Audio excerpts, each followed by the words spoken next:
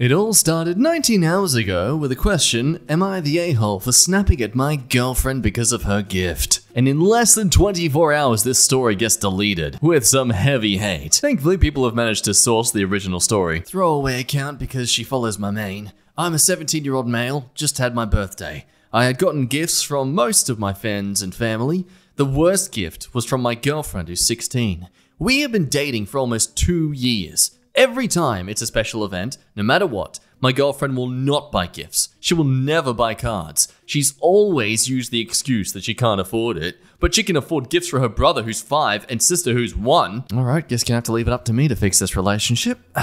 Okay, yep, let's do that. Merry Christmas, OP.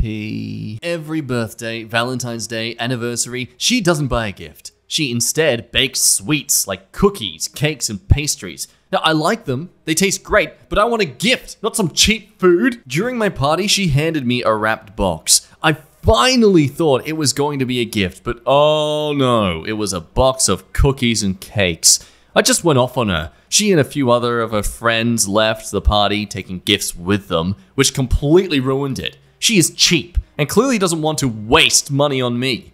Now my friends are urging me to apologize to her and she's ignoring me. She was the cheap one, so I don't get why she's ticked off at me. I mean, do we even need to begin? Look, I know it's pseudoscience, but damn, this OP needs every single science he can get to understand how much of an idiot he is. My girlfriend is a chef and she can absolutely attest to this fact that, sir, making food, specifically cookies, cakes, pastries, that kind of stuff, it's not cheap. It might be cheap to buy all the ingredients, but there's also a lot of time and care that goes into making this, especially making it good. She's not just sharing her love language of gift giving, she's also sharing a love language of acts of service. It's one thing if she keeps making terrible tasting food, but clearly you like it. You say they taste great. You like them. What is your problem here? I think it really goes to show when the rest of the friends left the party taking their gifts with them. OP must be a vampire from how much they cannot see their own reflection. And here's the best thing. So you may have noticed all these comments removed by the moderator. Well, it turns out OP's girlfriend in this story happened to come across it. And she wasn't afraid to call him out. Oh, wow. You really think I wouldn't figure out it's you? I spend half my time on this subreddit. You know my situation, Ollie.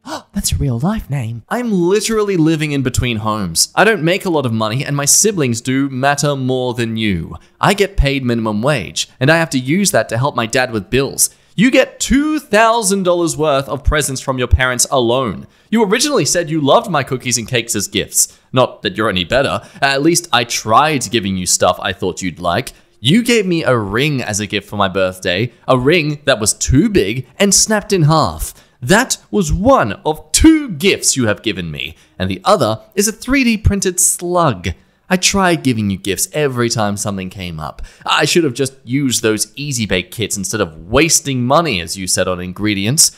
Call me, we need to talk. And OP being as mature as ever as a response, I'm not gonna call you. I don't see why your cheapness should cause problems for me. That ring was a great gift. It had your favorite flower on it, and that slug I knew you wanted. Now see guys, it's okay. He's justified because she wanted it. That validates him treating her like trash. Reply from girlfriend. You blocked my number. Wow. You either talk with me or we are over. Reply from OP. That's a psycho move. Do this or I'll do that, huh? Ultimatums? They're wrong! Then allegedly the OP edited his post to say ex-girlfriend throughout the story instead. So understandably, the entire internet's completely against this person's stupid, immature thinking. Just kidding, some different opinions. Everyone sucks here. You told her you wanted a gift. You don't want baked goodies. Yet she keeps getting you the same thing over and over again. That being said, a gift is a gift. You don't get to demand what you get.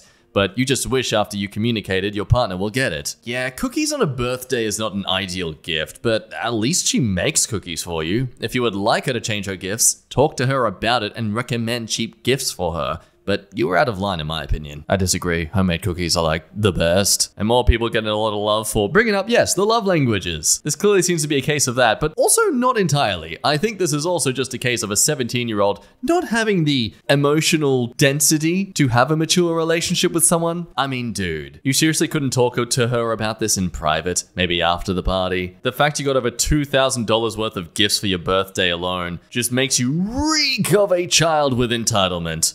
We'll move on to a story that is not the worst partner, but more so worst friends. This story started 3 days ago and was updated recently. Starts out with one simple accusation, turning into a whole caravan of calamity. So my female friend brought a guy to my house while I was on vacation without my permission, and I think they had it on in my bed. We are both women in our early 20s. Here's what happened. So last month, my family and I went on vacation and asked this friend to water my plants while I was gone.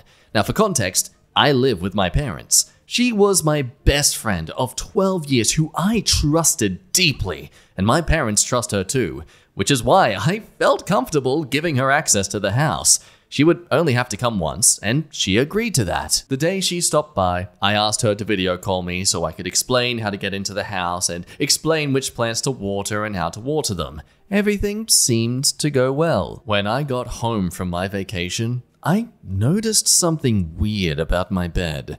I noticed the bed had been remade and my pillows had been rearranged. My blankets, sheets, and pillows smelled like male perfume, and I noticed there were short black hairs on my pillows. It seemed like a man had been in my bed. I felt deeply uncomfortable, but I wasn't able to wash the sheets before bed, as I had just come home from the airport after a day of travel. It was late at night, and I was exhausted. I slept in my bed as it was, feeling disgusted and violated to be surrounded by the smell of an unknown man. So I was suspicious of her because she was the only one who had been in my house while the family was away. I also knew that she was casually dating and sleeping with a guy who happens to have short black hair.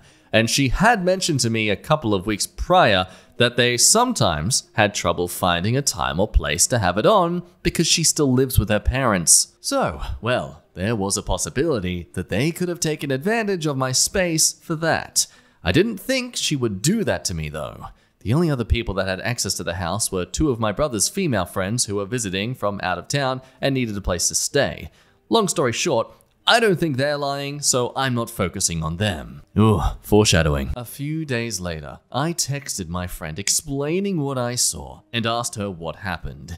She admitted that she brought the guy she had been casually dating with her when she came over and had him wait in my room while she watered the plants. Apparently, he went to sit on my bed and he kind of jumped on it and messed up the blankets and pillows, which was why they remade the bed. I didn't believe this. How hard did he jump onto my bed that it had to be remade? How did the smell get through the blankets and into my sheets? That's like 4 layers of fabric.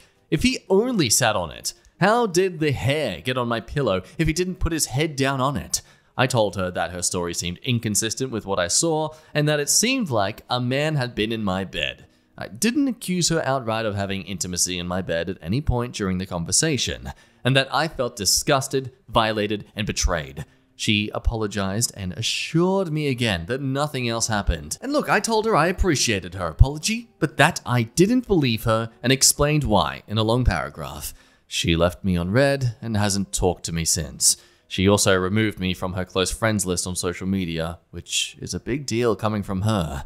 It's been 3 weeks. So I'm sad about the situation because this was a very close friend and I don't want to lose her. At the same time, I am hurt that she didn't ask me for permission to bring him over and let him in my room, hid him from me over video call, didn't tell me about it until I asked her, and that she's probably lying about what really happened to my bed. I'm not sure where to go from here. I want to reach out because I miss her and don't want to lose her, but part of me thinks, frick it. I sent the last message. If she wants to fix our friendship, then she should message me. Advice? Currently, the top comment says, nope, she's not happening. She let a stranger in your home and fricked in your bed. She is only mad because you called her out on it. People hate being called out when they are in the wrong. Personally, I would say frick it and move on from her. Others say, this is a dumb thing to lose a 12-year friendship over. She shouldn't have done it. She should have washed your sheets. She should have told the truth. But you should let it go. Don't ask her to house sit or water plants again, but you can still be friends. Life is short. Close friendships are hard to come by. Some even offering the idea of just, hey, look, you expect them that they have a partner they're going to be sleeping with. If they're going to be using or coming over the place, then prepare some fresh sheets. But the OP makes this good point here that the agreement that they had was she'd come for 30 minutes one day just to water the plants. There was no need to stay overnight or use any of the bedrooms. So I don't think that really is valid in this situation. So anyway, 2 days later, there is an update. Same title, only in brackets. I was wrong. There have been some new developments to the situation, and now I'm realizing that I really messed up. Here are the new developments. I mentioned briefly in my last post that aside from my friend, the only other people who had access to my house were two of my brother's female friends who were visiting the area from out of town and were given permission to stay overnight in our empty house. Up until this point, I had been pretty convinced they had nothing to do with this. Well, I found out yesterday that they brought a guy with them, and I think he was the one who slept in my bed. No one told me this until now. I had been told that there had been no men with them, and that no one had been given permission to sleep in my room, and I believed that. I guess I shouldn't have. Anyway, I now realize that I messed up with my friend, and I think she might have been telling the truth. Now that I have the full picture, I think she stopped responding because she was probably sick of me accusing her of letting a guy in my bed and not believing her. Of course, I still think it was wrong for her to bring a stranger to my house, let him in my room, and hide it from me, but she owned up to it and apologized for it during our last conversation. I've decided I'm willing to forgive her for that because she seemed genuinely apologetic. How do I fix this? I really messed up. She is my best friend of 12 years and I'm devastated that I might have ruined our friendship over this. I feel like an idiot. I think I should reach out, but what should I say? And apparent edit is necessary. Okay, fine. Maybe this information isn't exactly proof that she is innocent. Even if she did not use my bed for intimacy, she still brought a stranger over, left him unattended in my room, and hid the whole thing from me. I guess my new question is about whether I should accept her apology. What would it take for you to forgive a friend for this? Or would you not forgive them at all? Personally, I would forgive them. I would very much not trust them again to not take advantage of anything I haven't made fully clear. Like if I needed someone to take care of my car for the weekend, I'd have to make sure to tell them, don't drive it. But the comments are right to point that out. Technically, she didn't prove her innocence. They just proved that there was more people to the story. Kind of interesting that she was able to fully believe these two strangers of your brother. Yet with your best friend of 12 years, you had to be skeptical? Top comments are still sticking to their guns though. She did put a strange man in your room. It's almost irrelevant that she didn't use your bed for intimacy, if that's true. She brought her hookup to your house without your prior knowledge, then left this stranger alone in your room. Why? Why not have him wait in the car or the kitchen or the backyard? She didn't commit an act as bad as you thought, but it still wasn't cool. At all. The fact that others also disrespected your space atrociously doesn't change the fact that she did too. And he jumped on the bed, because like that's what he does. And like, it was messed up. So like, they had to fix it. Like he was jumping on it a little too hard. And she had to attend to all the tasks. So he was waiting and happened to wait in the room. And Opie's saying, okay, yeah, when you put it like this, her story sounds so ridiculous. Exactly. She didn't act confused about the sheets being different. She made up a ridiculous excuse. That sounds guilty to me. And here's the thing, so yeah, it was stupid to make that excuse, I agree. It makes you come across far more guilty. If anything, you're trying to hide something, using OP's current thought on what happened as a way to be like, yep, that's definitely the only thing that happened, nothing more. You could have easily just immediately apologized and then, hey, maybe had a go at the hookup partner to say, why did you mess up the bedroom like that, you idiot? Either way, I honestly think your friend is the one being dramatic in this situation. She did say sorry, yes, you didn't fully believe her, but her as the friend should totally understand why it still looks suspicious. I mean, why wouldn't you? Your bed smells like a man and it looks all messy like someone's been in it. Of course, despite your friend saying otherwise, you're going to think something happened. Let's move on to another crazy story that happened about 5 days ago, starting there. A similar situation of people using your place while you're away without your permission, only just, dialing that scale up to 3,000. Another story with 2 parts. Am I the a-hole for telling my daughter she cannot marry a racist? Which sounds all well and good to do so until you notice that, oh, everyone thinks they're the a-hole. Some background. My wife and I worked and lived in a somewhat larger city where my daughter was born. My wife got a job opportunity in one of her employer's field offices, and it was too good to pass up. We moved to the boonies when my daughter, Amy, was a preteen, and we have been here ever since. The people are nice, but we were quickly labeled as city folk, so we never really integrated very well. Amy came back this summer between her freshman and sophomore year. She got a summer job, which is where she met her fiancé, Dan. We have had him over to the house countless times since then, and he is polite, respectful, and he seems to truly love my daughter. He is a local, and his family have been locals for generations. We rarely meet up with his parents, but they also seemed nice when we did. They dated long distance all through her college years. This past summer, they got engaged. His parents decided to throw an engagement last weekend at their house. We had never been there, and I was excited to see the home where he grew up and meet his extended family.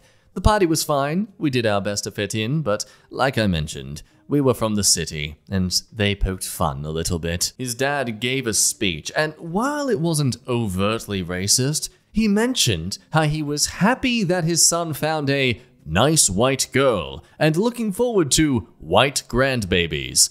As the night progressed, they started to share a bit of family history so that we would know the proud lineage our family would now be a part of. Without going into too much detail, they are descended from members of a hate group. We decided to be polite and not say anything, but we didn't stay much longer. I let this stew for a few days until Amy returned home. She tells me that she was not aware of his family history, but it doesn't change her mind. I don't want her marrying into this family, and I told her so. She says Dan doesn't wholly believe what his parents do, but I'm not convinced. You can't be raised to believe that you are of a superior race and not have it become internalized to some degree. She assures me that they have a lifetime for her to point out all the ways his parents are wrong. But I am worried that if they never leave this hometown, there will be too much pushback from his family. I told her that I am going to be firm on this, that I don't want her marrying into that family. She called me an a-hole and has been ignoring me ever since. I feel horrible, but this isn't what I had hoped for her. So is she right? Am I being the a-hole? Interestingly, the downvoted comments are just as the upvoted comments, all saying Yatar. I totally get your concerns, but she's an adult and can make her own choices. It will be difficult going forward if you interact with his family. If they continue with the racist comments, you have every right and frankly duty to speak up. Top comment saying, you would be the a-hole. I mean, your heart is in the right place and you can voice your opinions against it, but at the end of the day, it'll be her choice.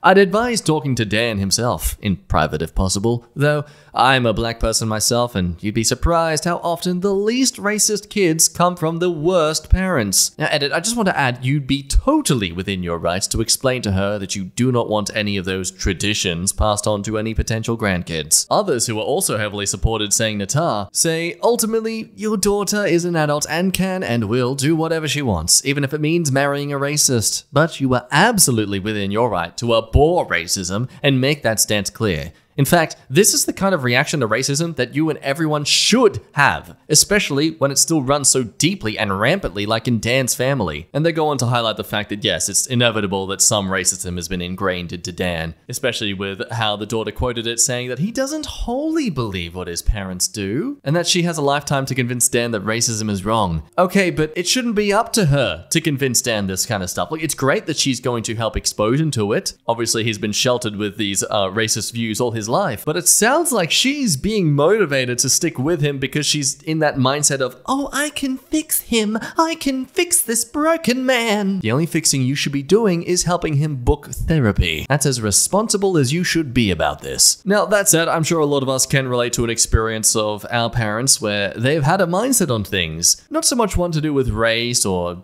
gender norms exactly, but just general life behavior and understanding what is expected of us or how we should react and behave towards things that come our way. And though some of those things are ingrained into us, many times as well, we end up rejecting what they believe in, or at least how they pursue said beliefs. There's a reason agnostics and atheism is on the rise after all. So anyway, a month later, there's an update. Not long after I posted, Amy came to me to apologize. I was surprised because, based on the responses I was getting, I was preparing to apologize to her. She said she lashed out because she was trying to reconcile her relationship, as she knew it with the new information about who he was. I asked her if she really had no idea, and she said that, looking back, there were warning signs, but nothing that would lead her to believe that he was overtly racist.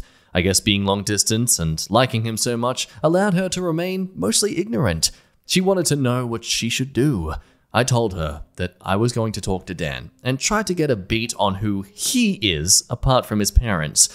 she seemed to think that was a good idea. So, what's the stance? Is Dan truly as bad as the parents? Now, a lot of people said that I was being unfair, labeling him a racist before, but now that we have spoken, I can tell you for certain that he is a racist. A lot of you were trying to figure out what Amy meant by him not being wholly racist, and I think I can answer that now. He told me that he doesn't harbor any hatred for anyone, but he believes the white race will go extinct eventually, and he is proud of who he is and of his race, and he doesn't want that to happen, which I guess also explains his father's comment about white grandbabies. I told him that his heritage is nothing to be proud of, and that his beliefs will have no place in our family or in my household. He said that Amy seemed to understand him, and that I might not have a choice of whether or not his beliefs will be part of my family. I said that if he was right, if Amy wants to move forward with the wedding, then there is nothing I can do to stop her. He sneered and told me that he supposed we had nothing more to discuss, and that was the end of it. I know this is just text, but I can just read the vibe of this husband or father wanting to punch this man right in the face. That or it's just me. Either way, I told Amy what me and him discussed, and she decided to call it all off. She broke up with him, and he has not taken too kindly to it. He has been to the house a lot, so we decided to get her an apartment back in the city. Her work is going to start phasing back into the office anyway, so the timing works out. Her parents called us and came to speak with us a few times. At first they were trying to figure out what was going on, but quickly turned into them berating us. I got some Reddit flack for not standing up to them initially, so this time I made sure they knew where I stood. And hey, good on ya. Also, good on Amy. Glad to see she has the sense of maturity that, yeah, okay, look, I imagine it's so heartbreaking to have to end things off on such a technicality. Absolute valid technicality at that. And good on you, Dad, for at least eventually comfortably taking off the rose-colored glasses for her, rather than trying to yank them out of her skull. And most importantly, good on you to Dan. Thank you for being so confident in your backwards belief system. Like, mate, you honestly think the white race isn't already tainted with a bunch of genetics from other different races? We're not in the era of BC, mate. There is nothing pure about our blood. And look, yes, we need to acknowledge the fact that, okay, statistically, yes, white skin population people are technically on the decline compared to other races. But that changes nothing. Fact is, you're not losing the white race, we're just mixing all together. All of our races are being equally stirred into the cake mix. This isn't a case of only the whites being targeted. No one cares about the whites. Anyway, good to see there was a happy ending to all this. It's kind of strange that people thought he was genuinely the a-hole at this and first. Let me know what you think down below. For now though, we'll end there today. Thank you as always for watching. Much love to you if you are subscribed and liking this video. It really does help me out with supporting this channel. In the meantime, if you'd like to check out more videos, feel free to do so. But most importantly, drink some water. It's healthy for you. I doubt you've drunk any water in the last 20 minutes. I know you haven't. I'm watching you through your mirror right now. Anyway, be good. I'll see you later. And yep, bye. Bye!